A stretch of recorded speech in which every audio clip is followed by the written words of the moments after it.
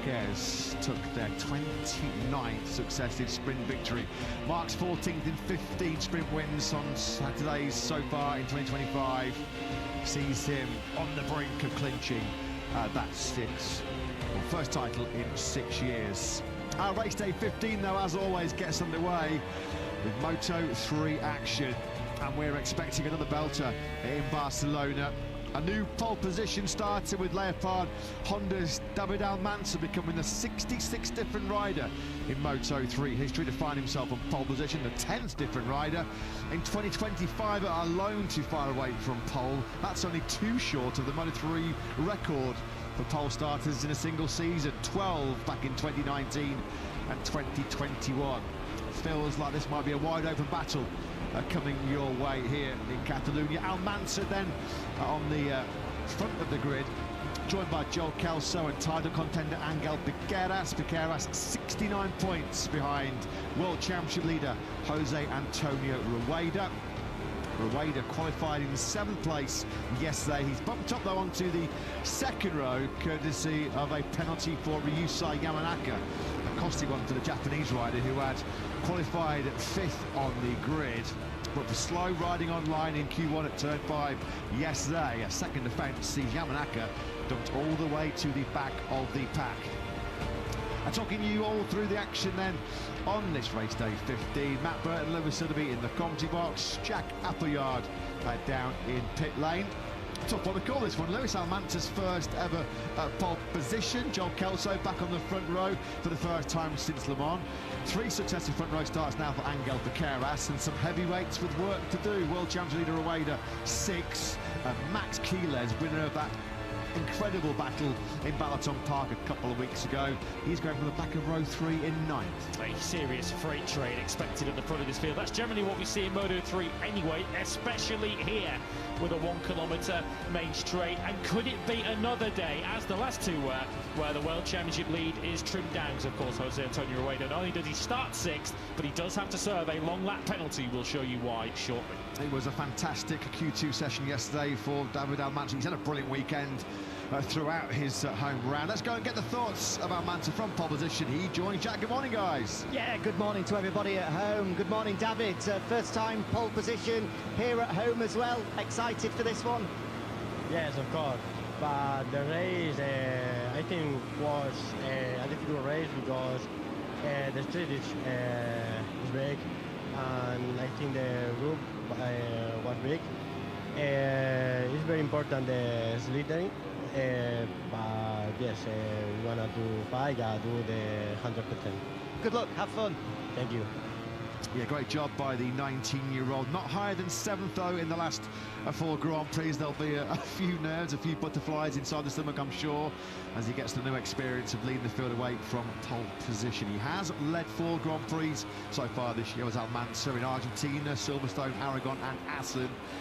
But we are as yet to see him finish on the podium. And we're also yet to see a Honda winner all season long. KTM can clinch the Constructors' Championship today in Moto3, so dominant they have been in 2025. We do have KTM's queuing up behind Almanza at the front of the grid. A queue led by Joel Kelso, who starts 2nd for the MTA squad. Here is Naranjito pulling up on the grid, onto the front row of the grid for the first time since Le Mans. 13th front row in 74 appearances for the 22-year-old Australian. Balaton 10th place last time out, his 10th top 10 of the season. Not higher than 12th though previously here in Barcelona has Kelso. Great to welcome back Luca Lunetta, the Italian of course will be looking for a big result to take him to his home Grand Prix Misano next time out. Missed the last 4 Grand Prix with that serious leg injury suffered at Assen. Lunetta back on song, 13th on the grid, and he joins Jack. Yeah, it's been great news all weekend for Luca. His return after a few weekends off. The news that you're going to be in Moto2 next year as well, hoping to finish off the weekend with even more good news here. Yes, hi everyone. It's really good for me to be here. It's unbelievable to come back and to be quite fast because in 2 months I did maybe 30 laps with my mini GP at home and I'm really happy to be back to race in World Championship. It's my dream, so I want to be just happy and enjoy the race today.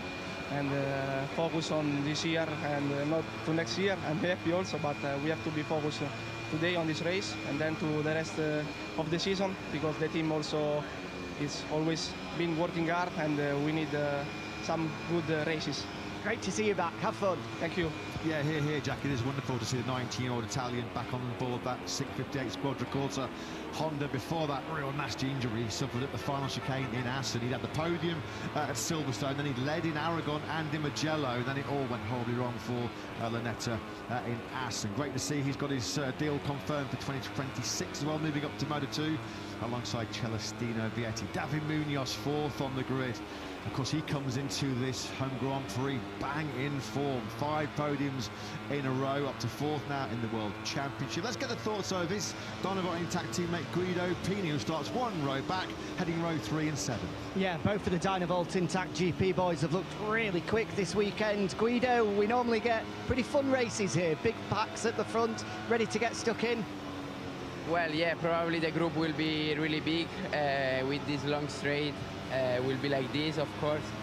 But the important thing is we try to stay with the first group, and let's see. It will be really important to save the front and the rear tire. So let's enjoy. Good luck. Thank you. Yeah, thanks to Guido Pini, thanks to Jack once again. So you've got to go all the way to the back of the grid, unfortunately, to find Ryusai Yamanaka. As mentioned, he did qualify 5th in Q2 yesterday, but this was in Q1 at turn 5. Yamanaka slow on line, second offence, big penalty coming his way as well, impeding Scott Ogden, who was very, very irate, wasn't he, the Brit? And that's put Yamanaka all the way back down to 26 on the grid. Then we just mentioned Kelso's first front row in 9 since the French Grand Prix in Le Mans. Can he capitalise on that great qualifying? Joel joins Jack. Yeah, Joel, looks like you've found that rhythm again, found that form again, back onto the front row of the grid. What do you think this one's going to be like? Yeah, we're feeling a lot better, but today's an important day, so hopefully we're sitting on that podium. Yeah, good luck. Cheers, mate. Yeah, thanks very much, Jack. Thanks to Joel Kelso. Let's see if he can find his podium touch once again, the Australian. Here is your World Championship leader then, Jose Antonio Rueda. Missed the podium in the last 2 in Austria and in Hungary. And he's got a bit of work to do today, Lewis. At 6 on the grid, pretty respectable qualifying, but he has a trip through the long lap looming. Yes, after getting in the way on Friday, slow riding online during practice, which has been a bit of a common theme for Rueda. He has done that once before. Here it was, getting in the way of Max Quiles into turn 1. Immediately pulls up the racing line, which looks like he's doing the right thing, but then pulls right back in front of both Quiles and Piqueras. And the long lap penalty is going to be particularly punishing around here, because of course it's going to drop him out of that freight train at the front of the field, which is going to take some clawing back. So if we are expecting a group pack, then Rueda is going to drop behind a lot of riders once he's gone through the long lap penalty loop. Yeah, he'll be desperate to be back on the podium here in front of his home crowd. He's not finished lower than 4th in 3 previous visits to this circuit, the Barcelona-Catalunya. Of course, his 3rd place here in 2023 was his career first podium, and one and only one of his rookie campaign. Moving up to 5th place on the grid then is David Almanza's Leopard Honda teammate Adrian Fernandez, top 6 in 2 of the last 3 Grand Prix, but no podium in the last 9. Let's change that in pretty short order. Of course, back in the early stages of the season, he was a very consistent podium challenger. Will he be able to get back on the box today? Here's Guido Pini, we've already heard from on the grid, and of course, as always, when we come to Spanish circuits, it's not particularly much of a disadvantage for being a Moto3 rookie, because this is a part of the Junior GP World Championship calendar. So Guido Pini, along with the likes of Quiles, the likes of Peroni and others, will know this circuit very, very well. He's got a couple of very rapid Spaniards alongside him on that 3rd row. Has Pini, Alvaro Carpe, 8th place on the grid. Max Quiles, who once again was phenomenal, wasn't he, to win that last lap thriller against Peroni in Hungary a couple of weeks ago. Here is Alvaro Carpe then. He's dropped down to 5th in the World Championship. We haven't seen him on the podium since his 2nd place from pole position in Mugello. 104 points now. He slipped behind his Red Bull KTM IU colleague Rueda. So you think it's a big old long shot for Carpe to get himself back in championship contention. But he's had good pace all weekend. Let's see what he can do from the middle of that 3rd row. And here is Max Quiles, who we just saw in the thick of that incident, which has had such implications for Jose Antonio Rueda's weekend. Quiles starts 9th, of course, qualified 10th, promoted by the Yamanaka penalty, and it says a lot about Max Quiles and the level he's been at in his Grand Prix career so far. This is his 11th Grand Prix start, and it's his worst ever qualifying. Yeah, his weekend got off to a real bruising start on Friday morning, a nasty front end washout at turn 13, and when he hit the gravel trap on the outside, there was a couple of real nasty barrel rolls through the gravel trap for Quiles. He's had a couple of crashes this weekend as the 17-year-old. 6 podiums though in the last 8. He's led in 8 of 10 races so far this year. He's already shown that he's one to watch for the future. Quiles was only makes his debut in Austin, Texas at round 3, then missed the next 2 Grand Prix, so he went to France having scored points in just one of the opening 5 Grand Prix. He's 3rd in the World Championship, only 86 points behind Jose Antonio Rueda. It just gives you an indication of the brilliance of Quiles once he's become a full-time rider. Did crash twice in practice, of course, in Hungary, and that didn't stop him winning the Grand Prix. There was the rider he beat, of course, on the final lap in such dramatic fashion, Valentin Peroni, who was fastest in practice on Friday, so something of a surprise to see him all the way back on row 5. So close, wasn't he, Peroni, last time out to being the first Argentinian to win a lightweight World Championship race. Jacob Rolston, then he completes our top 10 on the grid. The Aussie heads row 4. Points in the last 6 Grand Prix for the 20-year-old. Balaton Park last time out, his 3rd top 10 of the year. 8th in both Catalan Grand Prix here last year, which is his equal best in Moto3. Pretty cloudy, certainly the cloudiest conditions we've had of the weekend so far in what's been a baking hot weather here in Barcelona. Your front row then, Angel Piqueras, his 3rd successive front row start in 2025. Joel Kelso, can he be the first Australian to win in Moto3 since Jack Miller back in 2014? But leading the field away for the first time from pole position, it is the Leopard Honda of David Almanza. Can he conquer the KTMs in Catalunya?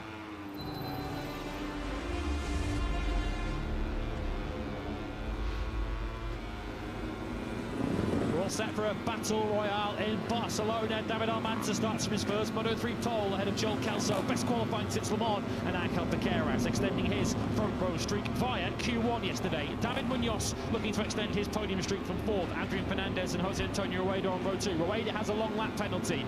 Guido Pini, Alvaro Carpe and Max Quiles on row 3. Quiles is worst qualifying in Moto3. Jacob Ralston, Tayo Forosato and Dennis Foggia, a podium finisher 5 years ago here on row 4. The returning Luca Lanetta, Valentin Peroni and Ricardo Rossi on row 5 from Marcus Ariarte, Cormac Buchanan, another Q1 graduate, and Ruche Moodley. Eddie O'Shea, Nicola Carraro has a long lap penalty, and Marco Morelli are on row 7. Behind them we find Stefano Neppa, eliminated in Q1 for the 8th Grand Prix in a row. Noah Dekvila and Aviana Tama join him. Scott Ogden, who didn't set a time in Q1, starts 25th. The only rider behind him, Yusa Yamanaka, who qualified 5th and was booted to the back.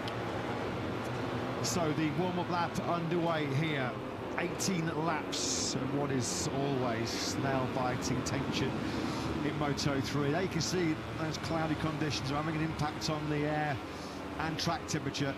Air in the mid-20s, 25 degrees. So some of the coolest conditions we've had over the weekend so far. How is that conditioning tyre choice, Lewis? Well, everyone's gone for the medium front tyre, the conservative option, with the exception of the Snipers Hondas further back, Rossi and Carraro. Rear tyre is interesting, though. The vast majority have gone for the medium rear tyre, but Almanza, Munoz, and interestingly, Jose Antonio Rueda on the front 2 rows have gone for the soft rear tyre. Doesn't matter what motorcycle you're on, what category you're on here in Barcelona. This 4.6 it's going to lay out notoriously low on grip, high on wear. So even on these 60-70 horsepower 250cc single cylinder Moto3 bikes, time management is going to be a factor. So are the likes of Almanza, Munoz and Rueda potentially going to try and bolt away at the front and then manage it in the latter stages? I think Rueda's going to have to try and mitigate the long lap penalty he's going to have to serve. Try and break away at the front so he doesn't fall too far back. Pini and Carpe on row 3, also on the soft rear. So there is Piqueras, 2nd in the World Championship. 69 points he sits adrift of Rueda. course, his most recent success in 2025 was at the Red Bull Ring in Austria. He's been able to string together a real strong sequence of top results. Has Piqueras, 4th place in 3 of the last 4, points in the last 7 with 6 top 6. It's consistent form. I just feel like he's going to need to find his way to the top step of the podium a little bit more frequently if he's to really build some heavy pressure on the shoulders of Rueda, who has happy memories of Barcelona, taking his first ever World Championship podium finish here in 2023. Is that an honour that will come the way of Almanza in about 18 laps time? He certainly hopes so. Leopard Honda certainly hopes so, and so do Honda themselves. Piqueras, the last Honda winner at the San Marino Grand Prix almost a full calendar year ago, and that was Honda's only success of 2024. It's been a KTM-dominated championship so far this season. The green flag then is cleared at the back. David Almanza starting from pole position on the 22 bike for the first time in his career, on the front row with Kelso and Piqueras.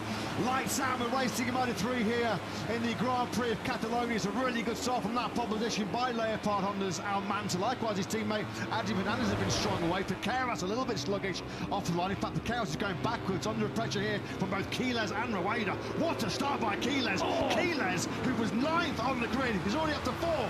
Incredible, it was all on the brakes really, wasn't it? Into turn 1. Furasato was on the grass on the way down to turn 1 as he made big progress, but he was shuffled back into turn 1. Rueda, in the end, was boxed in and lost places. Piqueras is the big loser early on here, down from 3rd place in the front row to 6th through sector 1 on this opening lap. Munoz trying to make a move on Kelso into turn 4, no way through. So Rueda 8th through the first sector behind Piqueras and Pini. It looked like Piqueras was a bit wide there coming out of turn 4, and he's now dropped behind Rueda and Pini. Piqueras having a nightmare first lap. I don't think he had much choice. I think he was helped onto the dirty part of the circuit by Pini's aggression. So yeah, real poor first lap for Piqueras. He's lost 5 places in the first 7 corners. Valentin Peroni's making some progress. He's up a place into 13th. We're expecting him to have the pace to go with this leading group. But how fast a pace do they set at the front of the field, knowing that it's going to be a bit of a tyre management race? If you bolt too soon in this Grand Prix, you're going to have some serious late problems coming your way. Almanza from Munoz already inside that top 3. We know that they're on that Pirelli soft rear tyre. Looks like they're all safely through what is a really tricky turn 10 on the first laps. Somebody further down the field was really wide. I think it was Morelli or O'Shea for M-Lab Racing. Kelso, those now at the front. Joel Kelso, the Australian, then has hit the front on the 66 bike. Turn 10 didn't work out there for Carpe. He's lost another couple of places. He's back to 13th now, so it's not been an easy first lap for him. He's dropped 5 places. Kelso then will lead, and we're now going to get our first indication of the slipstream effect down this main straight. Kelso might lead on the 66, but how many bikes are going to go past him by the time he breaks for turn 1? Yeah, they snake, they weave left and right. Munoz got a beautiful 2-bike slipstream here behind Almanza and Kelso. Quiles also gets through on Kelso. Does he on the inside? Kelso's really trying to tough it out now as they go through too. They flick it left. Kelso just about hangs on to that 3rd place, but it's Almanza now back at the front. Munoz also got through on the Aussie. Impressive bravery that from Kelso, just trying to hang it out. Of course, he was punching the hole in the air for everybody else to ride through, as now Quiles is attacking. This time he just looks like he's got the move done on Kelso, and it's opened the door for Adrian Fernandez to follow through too. He made that move. Kelso's been really ducked up by that move by Quiles. They're going 4, 5, 6 abreast almost down the hill into turn 5. Furasato almost makes contact with Pini's rear tyre. How do they all get through that turn 5? And they all went past Kelso, unfortunately. Joe Kelso is now 10th, having led at the start of the lap. He was just surrounded left and right by KTMs, and in the end, they all powered past him. It all started with Quiles making the hard move on him going into turn 4. He got pushed out wide onto the marbles, and then a whole bunch of riders were able to pick him off going through 6 and 7, also 5 as well. Almanza it is then that leads from that maiden pole position. Heavy braking now into 10 we go. On lap 2 of 18, he's got Munoz for company, looking to extend his golden streak of podiums. 5 in a row it is for Munoz. We know that he loves this Catalunya circuit. 2nd from 20th here 3 years ago on just his 2nd World Championship start. So the indication, the notification to Rueda that he has to serve his long lap penalty came at the start of this lap. So he's been past the long lap penalty loop once already. It's of course at the end of turn one, so he's got a couple more opportunities before he has to serve it. So Almanza with the fastest lap of the race on a 1:48.3, and projecting it from here, Rueda serves his long lap penalty now, which he's indicating with his right foot. He's going to drop probably to around about 20th place. Smart, that really smart riding by Rueda, just letting the field know that he's going to sweep into the long lap penalty. Let's just see where he drops back in. It's a long lap here as Rueda then comes back onto circuit. He's down in 15th place. So he started that lap in 5th. He's lost 10 places in that long lap. Recovery mode then for Rueda. There was a little bit of a gap that had opened up on that lap between Carraro and Yamanaka, which he was able to just slot himself into. So he should be able to jump onto the back of this freight train again. You can just see him at the top of the picture. He needs to quickly clear the likes of Riccardo Rossi and Dennis Foggia to avoid getting detached. Alvaro Carpe is struggling for early pace, just as he did last time out in Balaton Park. He started this Grand Prix in 8th. He's currently circulating in 12th. He has just picked off Foggia lately on this third lap of 18.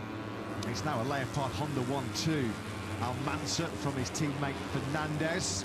Munoz there in 3rd place. Piqueras has recovered exceptionally well after what was a real poor first lap when he dropped down to as low as 8th. He's back up into P4 now, although make that P5 maybe as Quiles tries to send it on the inside of his fellow Spaniard into 10.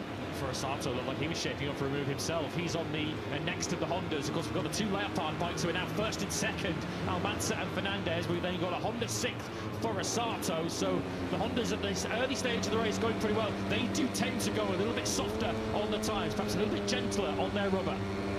Munoz then through the Catalunya corner, turn 40, and now it's all about making sure you get the perfect drive grip, the perfect acceleration as you go through the gearbox down this long start-finish straight.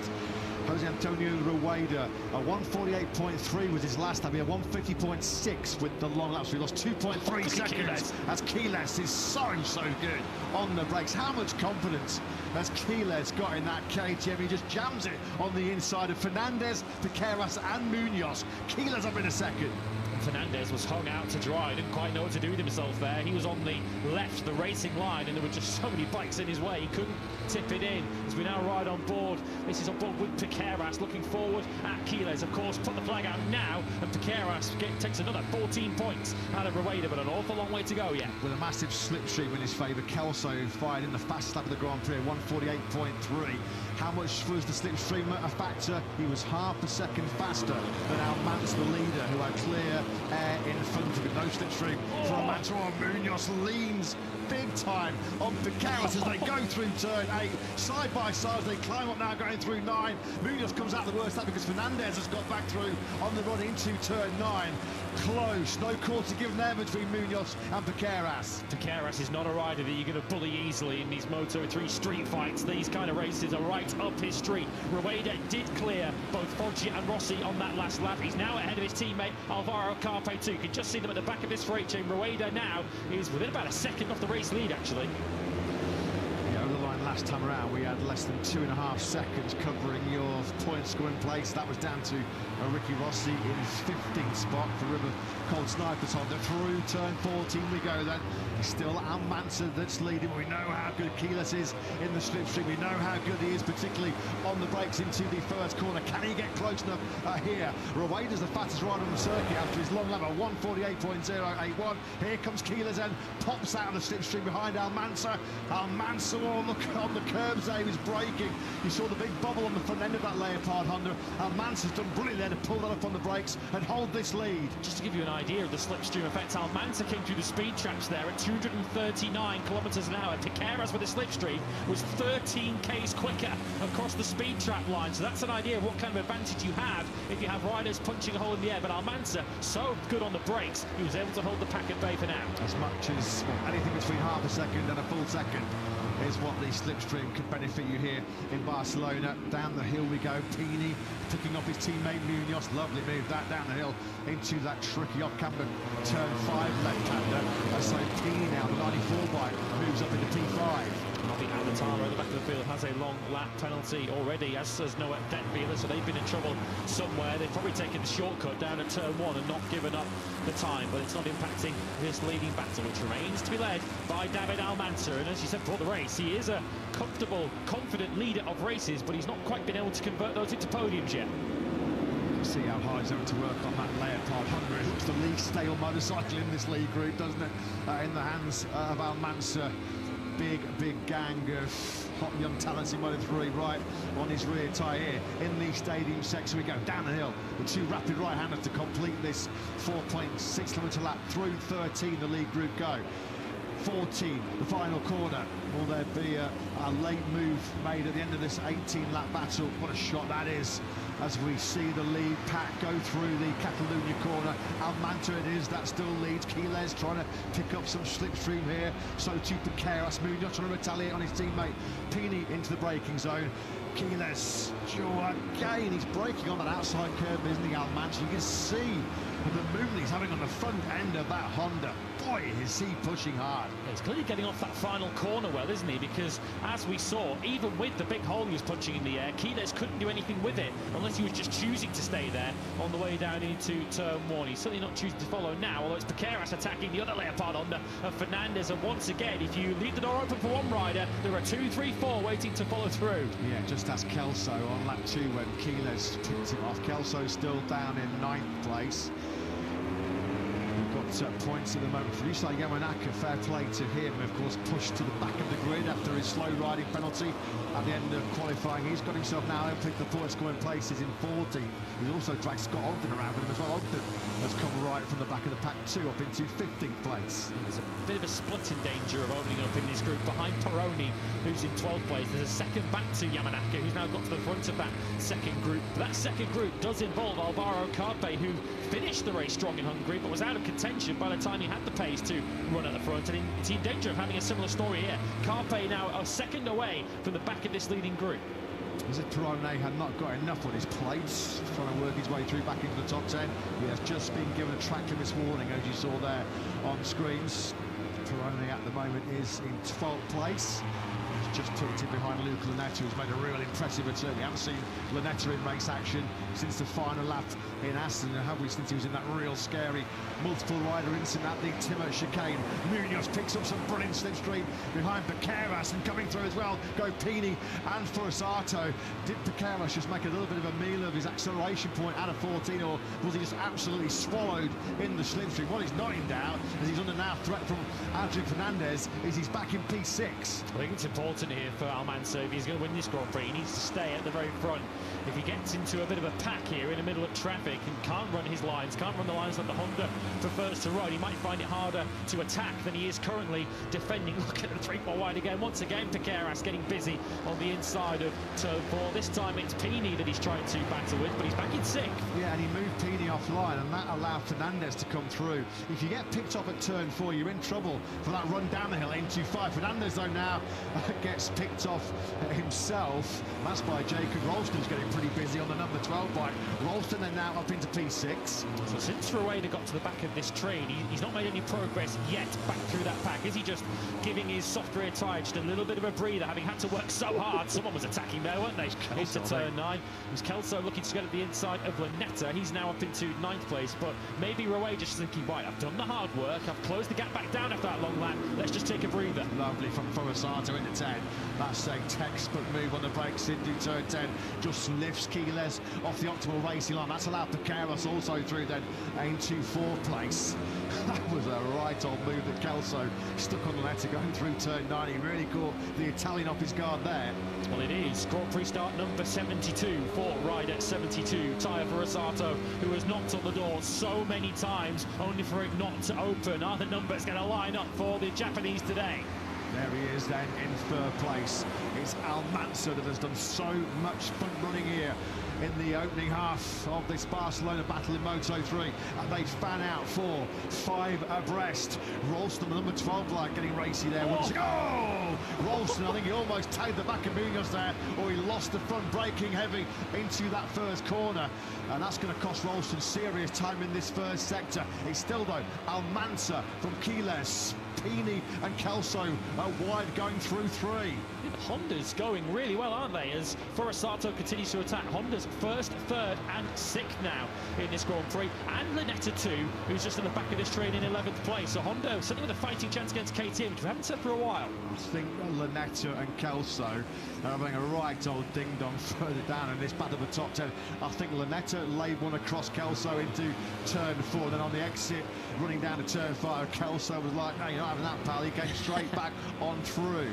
Almanza looked like he was a little bit wide, maybe just on that high-speed street through turn 7, where Marc Marquez nearly decked his factory Ducati when he was leading the sprint. But now charging towards turn 10, where Alex Marquez did crash his Ducati while leading yesterday's sprint in MotoGP.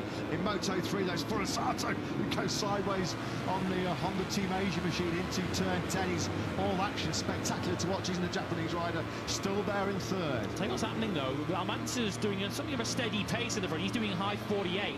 Yamanaka, Carpe and Ogden further back, they're doing 48.2s and 48.3s. And they've now jumped onto the back of this leading group again. It's a freight train of 17 riders now. Ralston through on, was it Rueda? I think it was Rueda through on Munoz. What a lovely move that was. Down the hill into 14. The World Championship leader showing just why he is 69 points clear of the pack in Moto3 this season. What a move that was by the 99. Keeler's going to take it this time. Yes, he is. He sweeps right across the front tyre of Almanza. This time, his resistance is finally broken. It's all kicking off. And this time, it's Rueda getting beaten up. Yeah, Munoz running out of the paintwork there. Allowed Fernandez to sweep on through into 6th place. Oh, it's getting really feisty further back as well. I think that was Lunetta having a little bit of a tangle with Rueda as well. Back to the lead. Almanza back through on Quiles, and here comes Piqueras too. Almanza says, no, if I want to win this Grand Prix, I need to be leading from the front. I can't be following riders because I can't overtake them as easy as I can if I was on a KTM. Quiles now once again at the inside, but Piqueras favours that slightly wider sweeping line into 5 and sweeps across the front of it. How much is Almanza going to be taking out of that soft Pirelli rear tyre to keep himself at the head of this big group? 1.7 seconds covered the point scoring places over the line. It was Kelso who came off the worst of those big battles on that lap 8 because he got pushed all the way back down to 15th spot, did Kelso. Ogden and Yamanaka, well, they've been brilliant, and there's Quiles goes back on the inside of Piqueras into turn 10. Furusato fancies a crack as well on the 2 Spaniards ahead of him. He runs it a little bit hot, though, does Furusato, and that's allowed Munoz up into 4th place. Yamanaka and Ogden, though, from the back of the grid now, 12th and 3rd. Well, Ogden was briefly 13th. He's been nudged back to 15th, but Yamanaka up from 26th to 12th. Rueda kind of had a check up there in the middle of turn 10, otherwise he was going to clip the rear tyre of Munoz, so that cost him a little bit of momentum. Once again, look at the lunge from Rueda into the final corner. He's teed that one up over a couple of laps now. That could be his ace up the sleeve in the final stage of this race. Rueda's so good into that final corner. That is his signature move, isn't it, so far in this Grand Prix? That mistake that Furusato made going into turn 10 was costly. He was 3rd at that stage of the Grand Prix. He's now back in 6th place, although he rides around the outside now. Rueda running on the brakes into turn 1. It's Almanza then that leads. Quiles running that tighter line through turn 3. This is where you really are going to be abusing that Pirelli rear tyre now through turns 3 and 14. That's where you really do have to manage the overheating issues. Of course, when you get temperature, you get a lack of grip as well. But it's Almanza, Quiles, Munoz. They are your top 3 as they drop down the hill now into turn 5. Lap 10 of 18. Second half of this Grand Prix underway. Furusato through on Piqueras. We promised a freight train. We promised plenty of action in his leading group, and it is not disappointing, is it? At this stage, Almanza continues to hold that advantage. Here is the fast closing Yamanaka. Who was that just getting out of the way on the inside of turn 6? Someone off the racetrack there on the inside. Is that someone who's way down the order, or is that someone with a problem? It's Ralston who's got a problem. Clearly a mechanical issue with his KTM, and he's out of the action. That's a tough one to take for Ralston. It was as high as 6 at one stage in this Grand Prix. Yamanaka then into the top 10 for the first time from the back of the grid. This has been some charge through the pack by the Japanese rider. Almanza, his head in hands, pure and utter dejection and frustration for Jacob Ralston. who we believe is fighting for a seat in Moto3 in 2026. Happened back in Aragon as well, didn't it, when he had mechanical problems, when he was going very well. Just no luck at all for the poor Aussie. Look at it again. Yes, it's Rueda once again at the inside of the final corner, this time through on Ángel Piqueras. So he is now ahead of his closest championship rival. Well, some of this league group cannot say they've not been served fair warning of Rueda's prowess in that final corner as he sweeps through around the outside of Munoz. Now he's on the inside of Furusato. Rueda then up into third place. We've lost Cormac Buchanan. He's a fall. It's not been a good last lap. That was it for the Commonwealth riders, with Ozzy Ralston ruled out with a technical. Now Buchanan adding to his DNF tally in 2025. This looks really strong, doesn't it? Starting to look really, really menacing in this league group is Rueda. He's now looking to take second place from Quiles, but that's a bold one. Quiles, though, did leave the door open, as did Almanza. Yeah, and the World Championship leader, the Grand Prix lead on a plate. Why don't you? Yeah, Quiles got it all wrong on the brakes. He was crossed up on that KTM going into turn 4. So that was an easy move for Rueda to make. But now Jose Antonio Rueda, just to the point we were saying, he's starting to look seriously menacing, seriously threatening in this league group. He hits the front then for the first time in this Grand Prix. Problem he's going to have, though, is it's just so harder on a track like this to break away from the group. And of course Rueda will have taken a little bit out of his soft rear tyre to get into this position. Remember, he was 15th when he emerged from his long lap penalty. He was on the green there on the outside of 9 as well, so he's going to have to be careful about track limits at the end of this Grand Prix. Quiles charging in super hot on the brakes into turn 10. There was nothing he could do about there because the position he wanted to occupy at the time, that was taken by Almanza, and that allowed Munoz to sweep back up into third spot. Yeah, right on cue. Rueda has been given that track limits warning, so he can't take too many more liberties now, otherwise he might be back in the long lap penalty, which will be the last place he wants to be, having made all that hard work. But look, once again, look in this final sector at the gap that Rueda has opened up. These are serious warning signs for the rest of the field. You ain't catching Rueda if you're behind him in turn 14 in the latter part of this Grand Prix. Straight away, he's in the low 148s. 3/10 clear was over the line of Almanza, who's back in the low 149s. That's somewhat concerning as far as Almanza's race is shaping up to be with that soft rear tyre. Oh, Munoz leans on him. Quiles in really hot with the slipstream now, misses his braking marker. He's in the long lap penalty loop, which is the last place where he wants to be. He's dropped right to the back of this league group that now is Quiles. From out of podium contention down to 14th. How costly could that be for Quiles? Well, Mansa was back in the 49s last time around. He's now lost third place to Piqueras. Is he now at the point where that soft rear tyre is starting to cry enough? And Munoz, seeing the advantage that Rueda in basically 3 corners started to open up, recognised he had to get through quickly and close that gap back down.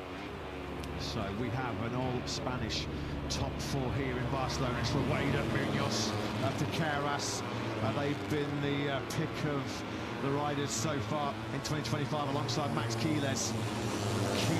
Well, how damaging was that mistake at the first corner on this lap 12 of 18 going to prove to be?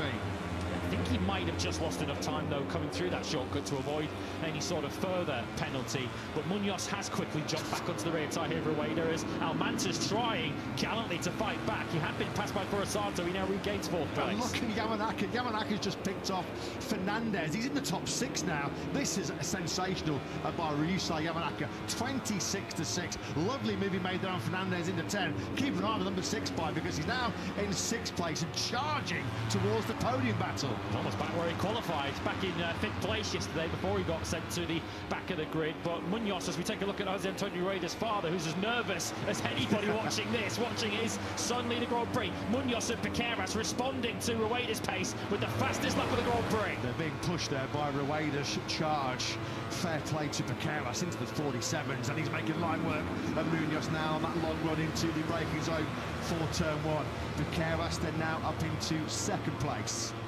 Pace is really hotting up, though. It's not dropping off like we thought it might. Even Kelso back in 12th is doing a 48.1. His fastest lap of the Grand Prix. The slowest rider in this leading group, though, is Almanza, who is starting to fade on that soft rear tyre. How much did that mistake cost Quiles? Well, we feared it was going to be a big blow. He did a 1:50.9. That was exactly 3 seconds slower than Piqueras on that last lap. You can see there he just stuck all his lonesome at the top of your picture, isn't he, Quiles, in what is now a lonely 14th place. So clearly did lose more than enough time to avoid any sort of long lap penalty. It's not all over for him just yet. If he can claw himself back onto the tail of this leading group, of course, he will then have the mother of all slipstreams. Still, 5.5 laps of this to go. Yeah, There is Ogden just sweeping through your picture into turn 9. There is Keylers then. Got himself as high as a second. He briefly led this Grand Prix, but so much work for him to do now, having slipped to 14th place. And what's already been a pretty punishing weekend for Keylers. 2 heavy crashes here on Friday. Rueda then, as they power up the hill through turn 11 and 12. Now we go. Interesting to see the lap times of Piqueras and Munoz on this current lap. They knew they had to step it up because Rueda was just threatening to put a little bit of daylight between himself and the chasing pack. We're now into this 4th sector where nobody can lay a glove on Rueda. Once again, he's just so good through 13, down the hill into that fast right-hander is where he's making so much of his time. 148.3 for both Rueda and Piqueras, with the slipstream further back though. Valentin Perrone now with a 147.9, fastest rider on circuit in 9th. So it's pretty clear, if Rueda leads out of turn 10 on the final lap, he's going to win the Grand Prix. Almanza back up into 2nd place as Furasato gets drawn in hot into turn 1. So one Honda going forwards, another going backwards. Of course, that mistake now. Yamanaka is up into P4. With Yusai Yamanaka, we've already seen podiums and wins from the back of the grid in 2025, haven't we? David Munoz has done it, Rueda did it so brilliantly at Silverstone in the British Grand Prix. Do not rule out Yamanaka from another stunning charge through the pack. They're all starting to build up though, aren't they now? Bunch up through turn 4, and this is giving Rueda that little bit of a breather at the front of this Grand Prix. Yeah, his best ally at the moment in this race is Almanza, who's continuing to attack Munoz as Lunetta gets sent way out wide into turn 5. As long as Almanza's there in 2nd place, I think Rueda will be very happy. Although Almanza, of course, highly motivated. He wants a first Grand Prix podium. We're on board then now. Look at the slipstream effects. There was a bit of a rub there, wasn't there? Nobody was giving it an inch, a millimetre in the braking zone there between Almanza and Munoz. Squeezed on the outside on the curve. It was Taya Furasato. That's going to allow Yamanaka to sweep underneath his fellow Japanese rider. Oh, Almanza in the top corner of your picture. He went wide, slightly wide, into turn 10. The gap already opening up to Rueda, and this is the part of the racetrack where he's doing all of his best work. The gap look through the 3rd corner, or the 3rd corner from the end, already over half a second and growing. This has been an awesome ride so far by Rueda. As we mentioned before, he's showing exactly why he's the runaway leader in this year's Moto3 World Championship. Let's not forget, as he crosses the line, half a second clear of Almanza, he had to take a long lap penalty in this Grand Prix. Piqueras almost on the exit of pit lane there, wasn't he, Piqueras, as he fires away through on Munoz. Also coming to attack Munoz now from Fernandez. That was really aggressive. That was Munoz, like on Munoz, wasn't it, by the 31 Leopard Honda. And Munoz has been really bashed around in that run down to the 1st corner because Furasato through as well. Munoz then now gets nudged back to 6th. Almanza was able to reel some of that Rueda advantage back into turn 1, but you expect it to grow again partway through this lap. Trying to track Keyless, he's only matching the race leading pace. Back in 14th, he's not closing in on the group. It looks like his hopes of fighting the podium have gone. That's Pini trying to show his front wheel to Perrone going through turn 5. We're on board with Munoz. Looking back to the number 6 of Ryusai Yamanaka, who aside from Jose Antonio Rueda has been one of the real standout performers in this 18-lap Battle of Barcelona in Moto3. They charge up then towards the high-speed right-hander, turn 9. Rueda, that gap, his lead at the front has come down to under 0.3 of a second. Fair play to Almanza. He's getting stuck in once again here on the Leopard Honda. Is he just going to stretch back out though in this 4th sector? I guess that's the concern. The likes of Piqueras from a championship point of view will be hoping that it doesn't. We've still got Hondas firmly in this group then. Honda running 2nd, Almanza. Honda running 4th, Furasato. Honda running 5th, Adrian Fernandez. And the next of the Hondas, Luca Lunetta, still just about in touch with this in 11th, although he did lose that time. Lost a second when he got sent wide at turn 5 on the previous lap. He wants to understand how to tackle turn 13 in the Circuit de Barcelona-Catalunya. Just keep watching Jose Antonio Rueda on repeat in this Moto3 race. Furasato, 4th place over the line, fastest lap of the Grand Prix, a 147.873. He's under big pressure though from 2 other Hondas. He's in a Leopard Honda sandwich right now. It's Furasato. It's now Adrian Fernandez back up into P3. Rueda leading Piqueras. Munoz getting hung out to dry as they go through turn 3. This long tyre punishing right-hander. Yeah, Almanza got gobbled up on the run down to turn one, lost 3 places to Piqueras, to Toro Forosato and to Fernandez. He's now the second of the Leopard Hondas. Then comes Yamanaka, and Munoz is the rider, surprisingly, given his reputation and his record here, who's getting beaten up. He's now out of the top 6. Quiles on that 15th lap did get back through on Scott Ogden, so Quiles trying to limit the damage of his big mistake at turn 1 4 or 5 laps ago. He's back up into P13 now. Yeah, Piqueras jumped right on the rear tyre of Rueda, hasn't he? This is the top 2 in the World Championship. They've been the cream of the crop, haven't they, for so much. 2025 is all going to come down to a battle between Rueda and Piqueras. Vital World Championship points at stake here. And is Piqueras slightly more capable of following through those final right-handers, as we see Almanza and Yamanaka going to battle further back, and Munoz sticks his nose in the middle of all that, trying to take some advantage. He does go through now on Yamanaka. He's back into 6th place, but Piqueras sticking with Rueda in these fast rights, a little better than the Leopard Hondas were. Did he just try and go too early on that soft rear tyre, Rueda? We're about to find out, aren't we, as we get to the business end of this Grand Prix. Yamanaka on the inside of Munoz going through turn 14.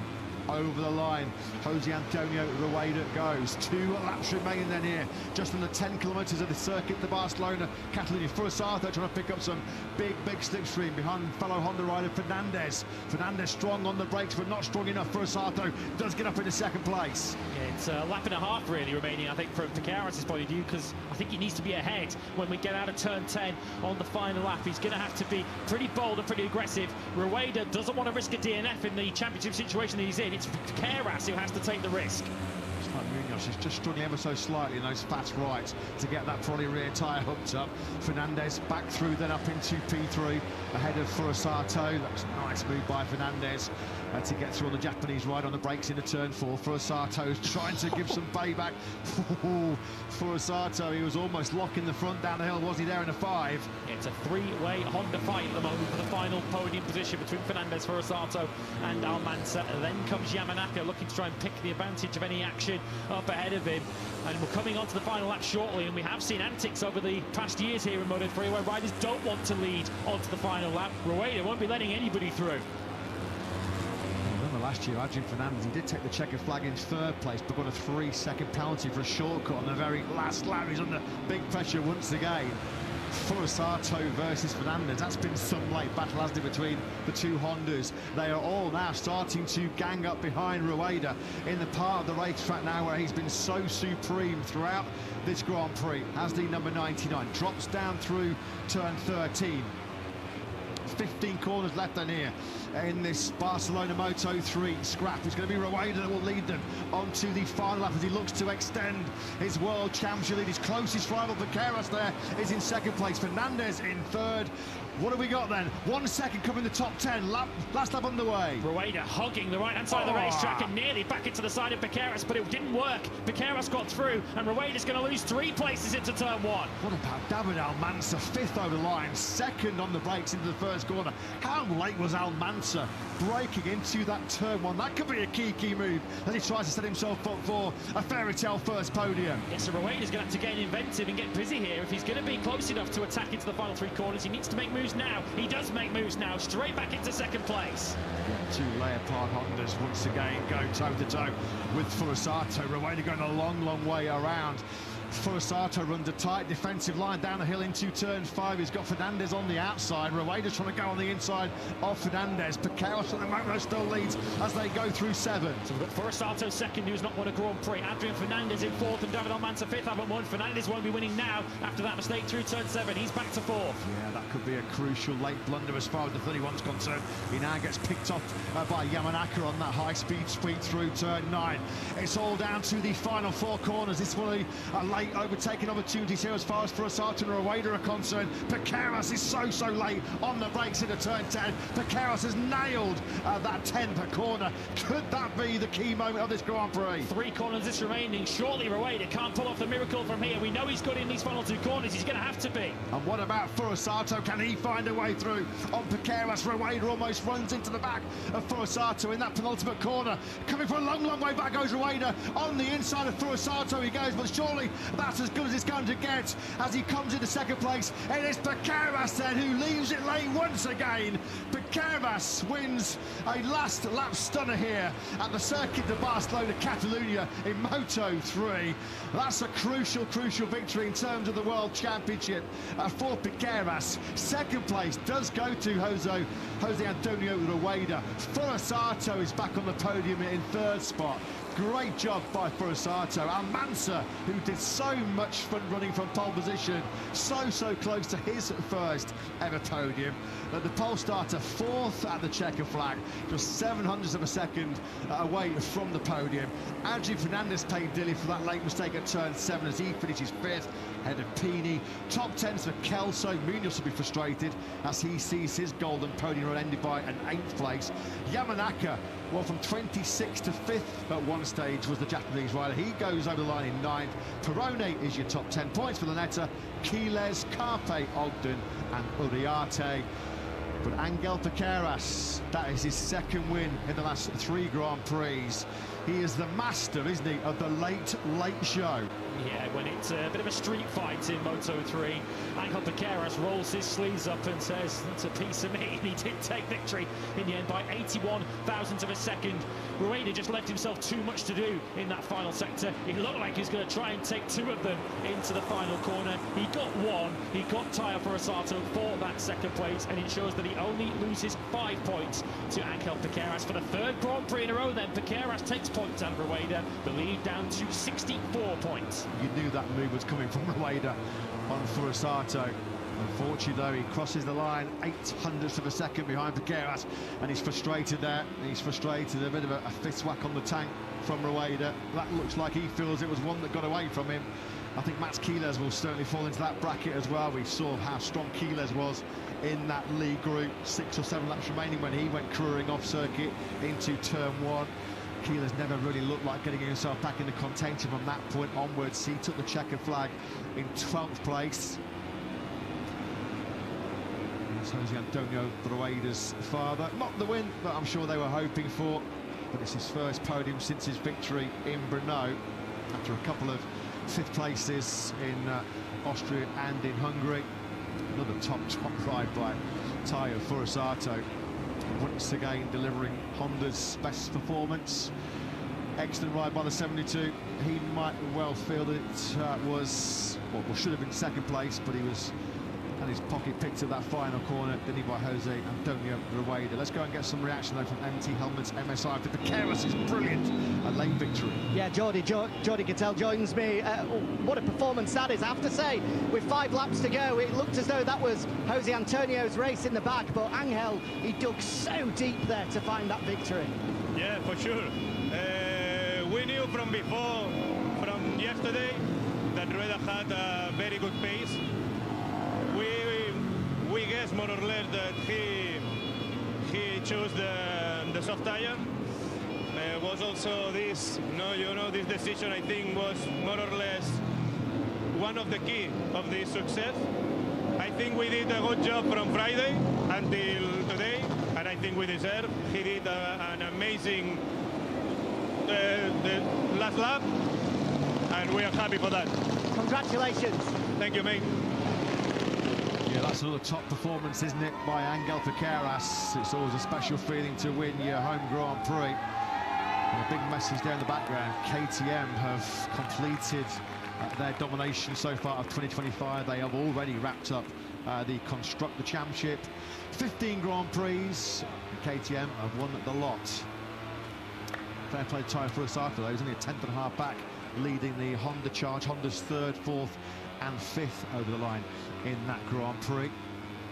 And in the big picture, I think once he settles down, Jose Antonio Rueda will be very grateful for the 20 points, having recovered from that long lap penalty 15th when he emerged back out of the long lap penalty loop at the start of lap 3 to still take second place. But I mean, led on to the final lap, there will be a tinge of regret. But in terms of the World Championship, he is still in a very strong position, and a rare blot on the Max Quiles copybook. After victory in Hungary, his victory hopes disappeared down at turn 1. Yeah, it's been a tough weekend all round for Quiles. A couple of heavy practice crashes left him down in 9th place on the grid. He qualified 10th, but was bumped up to 9th for the Yamanaka's penalty. He was certainly charging and looking strong in that lead group before there was that decisive mistake on that run down into the first corner. And that sees him take the checker flag in 12th spot. Just trying to point out something, not whether there's perhaps some contact that he's had somewhere. There's plenty of it going on during that Moto3 race, including between Rueda and Piqueras on that final lap. But hey, all's fair in love and war and Moto3. And Angel Piqueras does take a victory that was sorely needed. Of course, started yesterday in qualifying 1, ended it on the front row of the grid, and ends with a Grand Prix victory that does at least close the gap in the championship. His 4th win of the season now to Jose Antonio Rueda's 7th. It's a much-needed return for podium as far as Taya Furusato is concerned. Just his 2nd visit to Parc Ferme in 2025, his first in what feels like an awful long time since round 4 in Qatar. Big win in the championship today as well for Furusato, up from 11th to 7th now in the standings. So a very valuable 16 points collected by the Honda Team Asia rider, who'll be certainly looking for another big weekend next time out in Misano next weekend, before we head to home turf for Furusato at the Mobility Resort Motegi in Japan. Confirmation then on your screens. KTM are your 2025 Moto3 Constructor Champions. Some big factories getting business done early, aren't they, in the constructor battles, with Ducati already clinching the MotoGP Constructor crown yesterday after Marc Marquez's 14th sprint win in 15. Rare Honda podium though, as mentioned, just Furusato's 2nd of the season, but in the end just not quite enough. And in many respects the story of the Honda Challenge this season, they have been able to take the fight to KTM on occasions, but they still cannot beat them. There's Albert Carpe, 13th at the checkered flag for the Red Bull KTM IO rider. Yeah, just struggling for front-running form of late is Carpe. Haven't seen him on the podium since Mugello. And he took the checker flag in 13th spot, 5 seconds. He was behind your race winner Piqueras, but it's his first podium finish since round 4 in Qatar. He did it the hard way. It was a great performance by Taya Furusato, and he's with Jack in Parc Ferme. Tayo, another brilliant ride through the field to get back onto the podium after some recent frustration on the final laps. Just how nice is it to be back onto the podium? Yeah, I mean, this result is what we work for. While we walk these few races, that I crashed a lot for last lap. That I needed to work for my mental side and with the team. And obviously, I could feel what I was trying to get from my skill, from the mental side. So yeah, this is what I get from the step. One step I do growing up with the team, which is more important than podium for today. So I'm really happy for today about the races, what I have done. And yeah, for sure, I was looking for podium these few races that I missed out many times. So yeah, I'm happy. It was a long way I needed to walk, so I'm happy. So I will continue to walk in Misano, and let's see what I can do. Great ride, well done. Yeah, great ride, 11th to 3rd from Taya Furusato. And as he mentioned, he badly needed a result like that. If you look at his recent run of form, a 6th place a couple of rounds ago in Austria, his only point-scoring finish since Mugello. So it's good to see Furusato firing on all cylinders once again on the 72 Honda Team Asia machine. And as I mentioned, it's moved him up from 11th to 7th in the championship. 8th for David Munoz, only 1.2 seconds off the win, but it breaks his brilliant streak of successive podium finishes on the box in Assen, Sachsenring, Brno, Red Bull Ring and Balaton Park, with a lonely 8th for Munoz.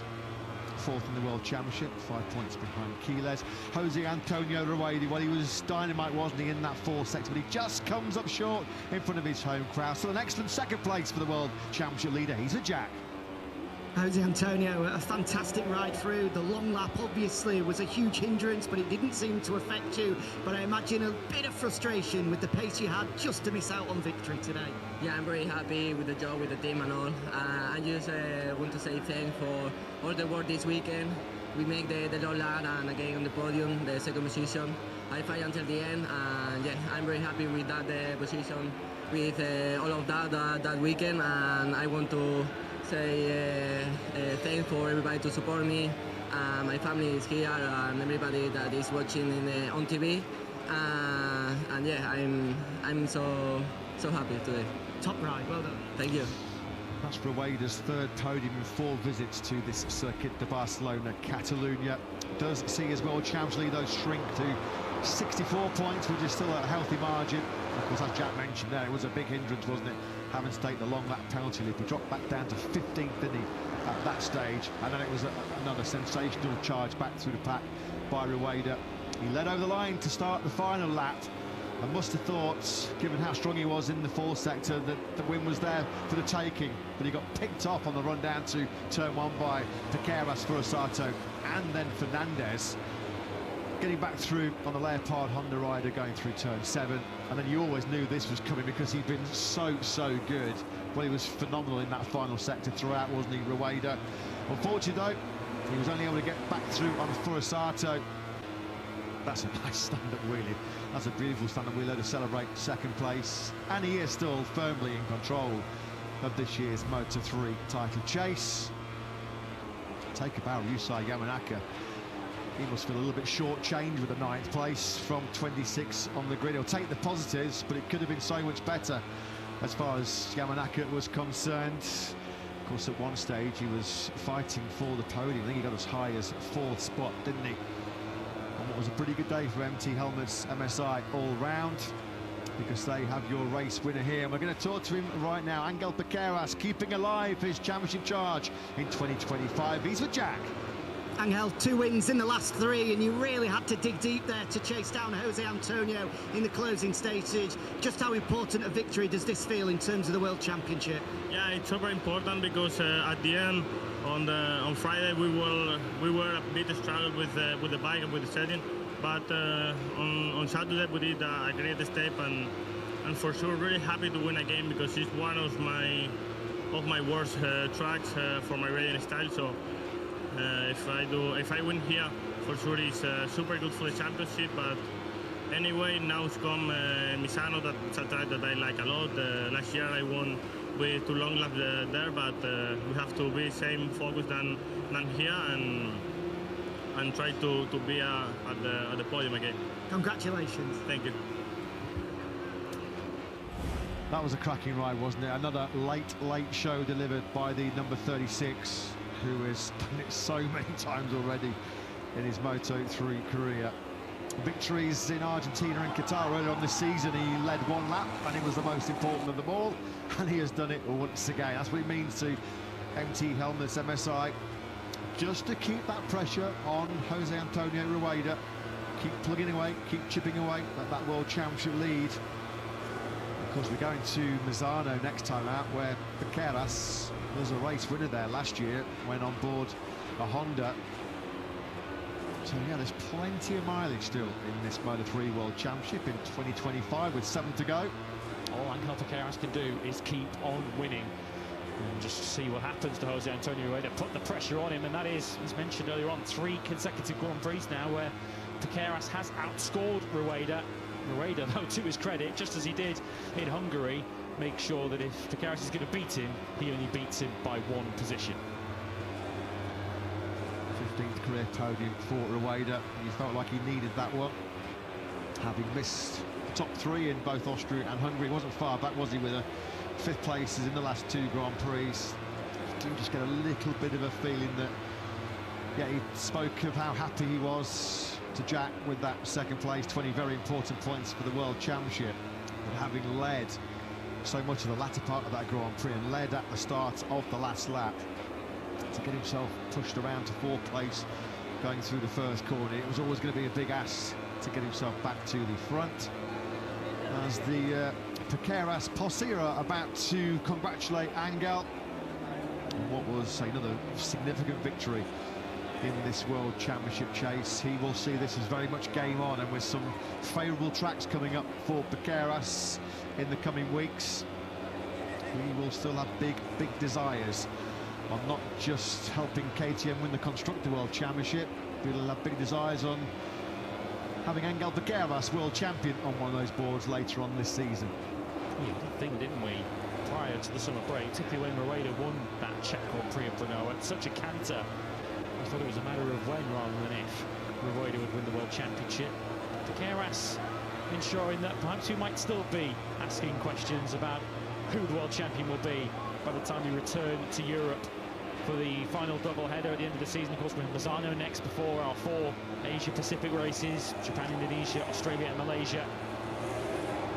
And of course, where the Moto3 Championship was won last season by David Alonso. Will certainly go beyond Motegi this time.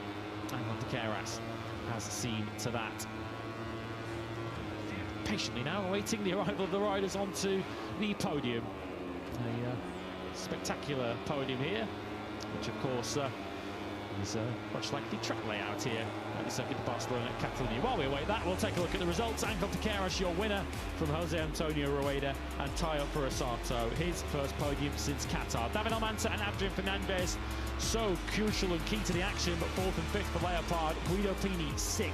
Joel Kelso, who got some pretty heavy treatment early on, recovered to 7th, ahead of Munoz Yamanaka from the back of the field to 9th, and Peroni 10th. Luca Lanetta 11th, ahead of Max Quiles, who of course lost all those places at turn 1 midway through. Alvaro Carpe scores points, but another disappointing afternoon for him, 13th. Scott Ogden from the back to 14th, and Marcos Uriarte winning a pretty big battle over the final World Championship point.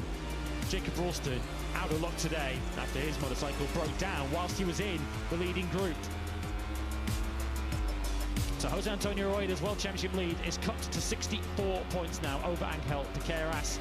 Max Quiles 3rd in the points, his advantage over Munoz now trimmed to 5 points. Alvaro Carpe starting to run out of a little bit of steam if he wants a top 3 championship finish. Joel Kelso 6th ahead of Tayo Purosato, who climbs 4 places today from 11th to 7th.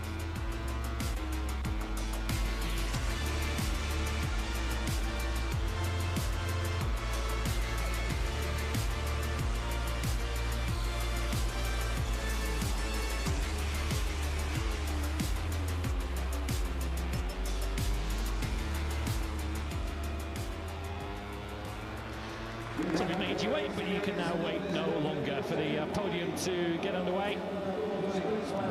MSI, who did so much winning across Moto2 and Moto3 last year. Victories have been slightly more scarce this season. 4th win now for that squad in Moto3. And well done to Tayo Purosato. It's not victory number 1 for 72 in race start number 72. But he does return to the podium, as mentioned, for the first time since Qatar, back in round 4. 10 podiums for the season now for Jose Antonio Rueda. It was a longer season back in 2013, but you could still break the record of most podiums in a Moto3 season before we're done. Angel Piqueras, though, ensuring that it's not going to be a comfortable stroll to the World Championship trophy for Rueda. Piqueras is determined to take this one all the way down to our next visit to Spain for the Valencia Grand Prix, the title decider, he hopes, back in November. Spectacular sponsors here. One we are sponsored by Monster Energy, the Monster Energy Grand Prix of Catalonia. It's the unique constructor prize that was accepted by MT Helmets MSI on behalf of KTM, who of course clinched the Constructors' Championship here today. Tayo Purosato, I'm sure he's rather fed up of saying his day will come. He couldn't have done an awful lot more today as he takes a good look at the trophy. Just reward for all the efforts he put into the Grand Prix today, from 11th on the grid up into 3rd. He's probably the target from 12th on the grid. He certainly loves a Sunday comeback, doesn't he? We also saw a comeback from Rueda today. 15th after his long lap penalty. He salvages 2nd. Confirmation of his move to Moto2, we believe, is pretty imminent. It's also where we're expecting Angel Piqueras to go next season with the MSI squad as the mayor of Montmello presents the trophy as Piqueras continues his chase of the runaway Moto3 World Championship leader. It is still game very much on.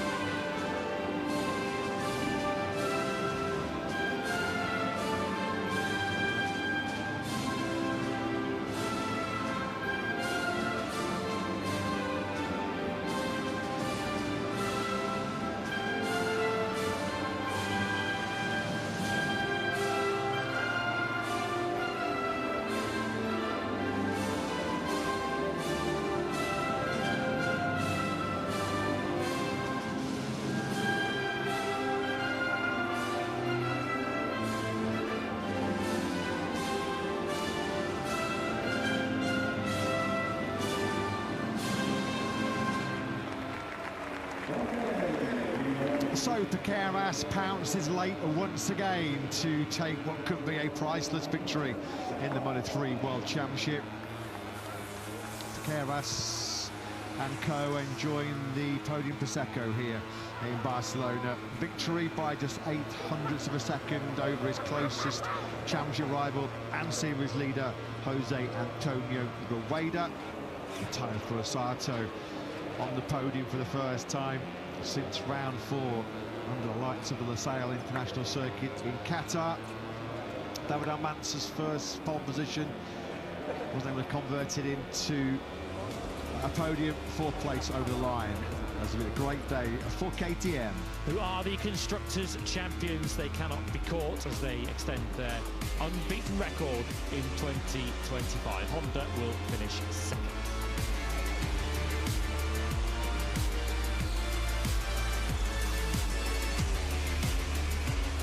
Team standings, Rebel KTM IO look well set to clinch that championship, although Prince MT Helmets MSI have closed the gap a little today. Aspar sit 3rd ahead of Intax, with Leopard after their 4th and 5th today, climbing a place into 5th.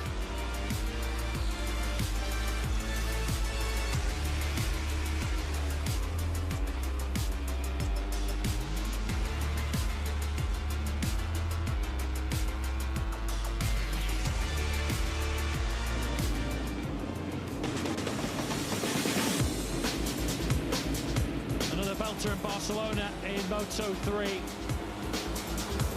with Jose Antonio Rueda already facing an uphill climb before the Grand Prix started with his long lap penalty that he was informed about on Friday. Almanza from his first pole position won the drag race into turn 1 as Quiles got aggressive as he looked to recover from the back of row 3.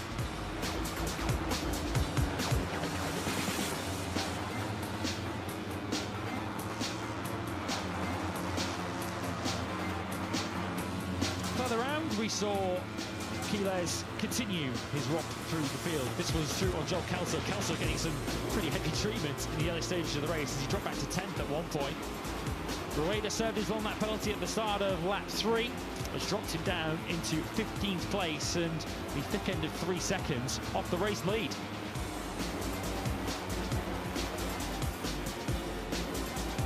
Rosato, another Sunday specialist, having come from the middle of row 4, he made his way into the podium reckoning.